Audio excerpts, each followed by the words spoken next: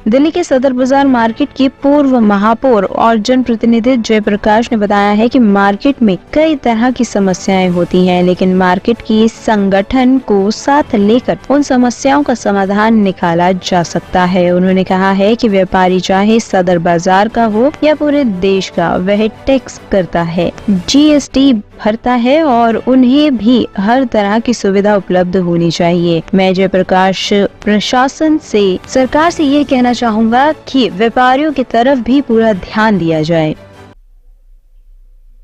Sir, अपना परिचय दीजिए। मेरा नाम जयप्रकाश है और मैं सदर बाजार क्षेत्र का जनप्रतिनिधि रहा हूँ और दिल्ली नगर निगम में महापौर पद पर के दायित्व में रखा है।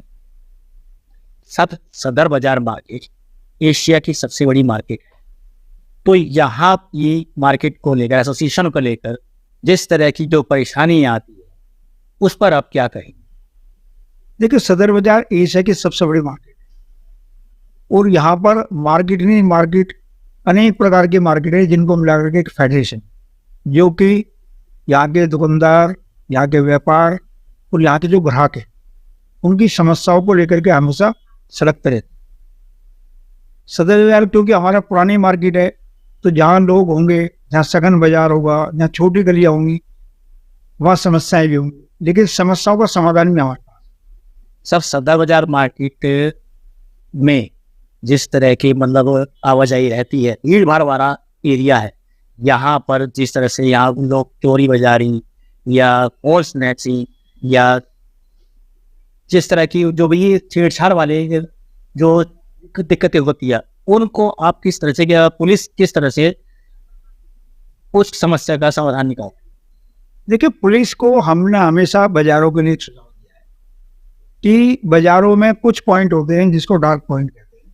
ये ऐसे पॉइंट होते हैं जहां पर जो भी क्रिमिनल होता है वो कोई भी घटना घटने के बाद चुपचाप निकल जाता है। ऐसे पॉइंटों को चिन्हित करना चाहिए और वहां पर सतर्कता रिमांड करनी चाहिए और वहां पर पुलिस का कोई कांस्टेबल, कोई सिपाही वहां पर खड़ा होना चाहिए।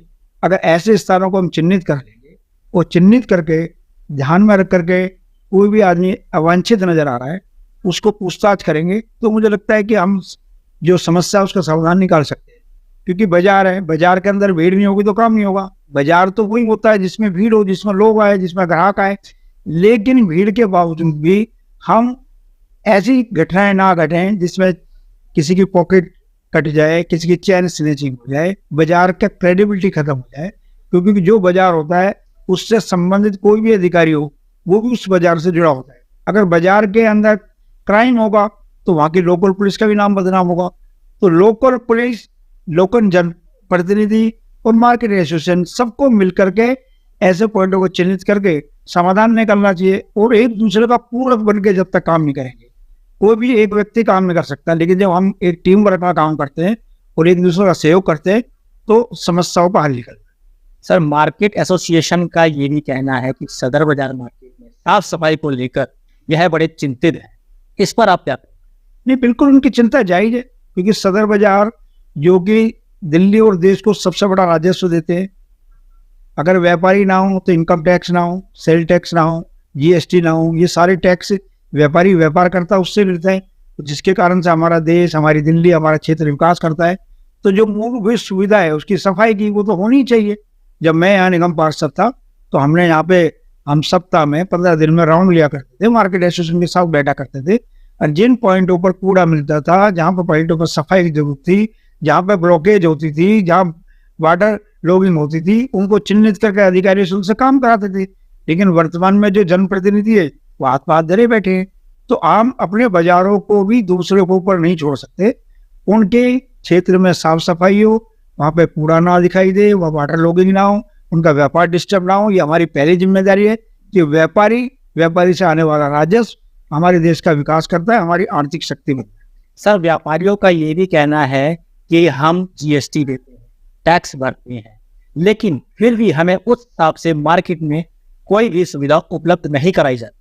ये बिल्कुल ठीक कह रहे हैं आप। मैं तो अपने बात कह चुका हूँ कि जो व्यापारी हमारा है वो हमारा आर्थिक बैकबोन है।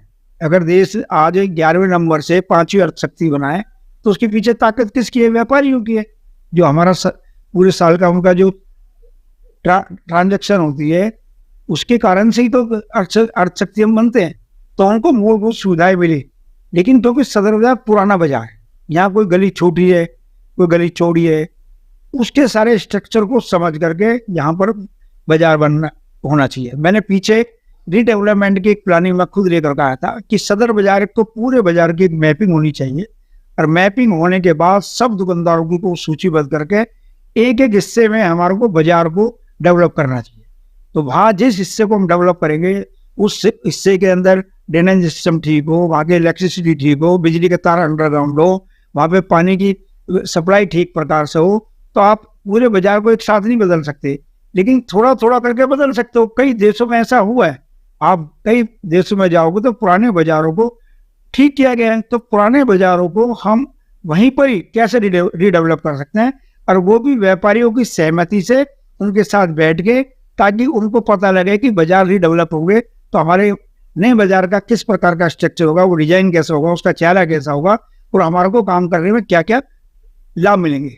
सर, व्यापारियों का ये भी कहना है कि हमारे पास जिस तरह की कोई सुविधा या किसी तरह की कोई भी जो यहाँ पर कोई गतिविधि हो उसकी, या पुलिस को लेकर के भी, पुलिस प्रशासन को लेकर भी, लेकिन हमें पुलिस से भी कोई सहायता नहीं मिलती। यहाँ पर महिलाएं भी आती हैं, हर तरह का वर्ग आता है, लेकिन महिलाओं के पास भी कोई किसी तरह की महिला पुलिसकर्मी भी यहाँ तैनात नहीं है। नहीं, बिल्कुल ठीक है। दिल्ली में जिस प्रकार से जनसंख्या है, और विशेषकर सदर बाजार में जितना बड़ा बाजार यहाँ लगता है, जितनी बड़ी संख्या में दुकानदार आते हैं, ग्राहक आते हैं, और सुबह 4 बजे से लेकर रात के 12 बजे तक बाजार चलता है, तो यहाँ पर पुलिस की पूरी व्यवस्था होनी चाहिए। आज भी हम डीसीपी हमारे डिस्ट्रिक्ट लेवल की मीटिंग थी, उस मीटिंग में भी ये विषय शुरू नहीं आया, और हमारे क्षेत्र के सांसद ने भी इस चिंता को जताया कि जितनी पुलिस होनी चाहिए। तो हम डीसीपी साहब सबने कहा है, हम जो सीपी से ऊपर भी बात करने वाले हैं, कि विशेषकर जो ऐसे थाने हैं जहाँ बाजार है, जहाँ पर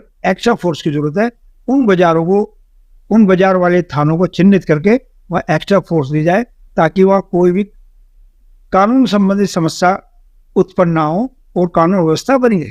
अच्छा सर, एक चीज और पूछना चाहूंगा आपसे कि जब कोई व्यापारी किसी बड़े नेता के पास कोई शिकायत लेके जाता है, या किसी बड़े अधिकारी के पास शिकायत लेकर जाता है, तब उन नेता के साथ या अधिकारियों से यह वो कहलवा दिया जाता है या कह दिया जाता है कि आपका वोट बैंक यहाँ नहीं है, आपका वोट बैंक कहीं और है, तो इस समस्या का समाधान नहीं करती। इस तरह क्या करें? देखिए, ऐसा अगर कोई भी नेता कहता है तो मुझको लगता है वो गलत कह रहा है, क्योंकि हमारा जो भी व्यापारी है वो दिल्ली में कहीं भी रहता है, हमारा वोट है। एक बात। दूसरा, मैंने कहा कि व्यापारी है तो हमारी अर्थशक्ति है। अगर व्यापारी रेवेन्यू नहीं देगा तो सरकार विकास कहाँ से करेगी? तो व्यापारी कहीं का भी हो, जो हमारे क्षेत्र में आता है, इस क्षेत्र में आकर दुकानदारी करता है, तो हम उसका अभिभावक हैं। उसके हर सुरक्षा संबंधित, स्वास्थ्य संबंधित, स्वच्छता संबंधित जितने प्रकार की समस्याएं हैं, उसका समाधान निकालने की जिम्मेदारी हमारी है। और हम भरसक प्रयास करते हैं कि हमारे रहते हुए कभी भी किसी व्यापारी को कोई समस्या का सामना ना करना पड़े, और कोई भी समस्या अगर हमारे व्यापारी को आती है तो समाधान के लिए मांगे। सर, व्यापारियों की तरफ से आप सरकार को या प्रशासन को कोई संदेश देना चाहेंगे? नहीं, सदर बाजार सबसे बड़ी एशिया की सबसे बड़ी मार्केट है, और हम सबको मिलजुल करके बैठना चाहिए, और बैठ करके जो समस्याएं हैं उनको चर्चा करना चाहिए, संवाद करना चाहिए। जहाँ संवाद की कमी होगी वही समस्या होगी। जहाँ संवाद होगा, चाहे लोकल पुलिस हो, चाहे जनप्रतिनिधि हो, चाहे अन्य डिपार्टमेंट हो, संवाद से ही रास्ता निकलता है। तो सबको समय समय पे बैठना चाहिए, और अपने एंड पे जो समस्या है जिसका समाधान हम खुद कर सकते हैं, आगे मिलकर करना चाहिए। वो दंड। टॉप स्टोरी ब्यूरो के लिए दिल्ली से हेमंत कुमार की रिपोर्ट।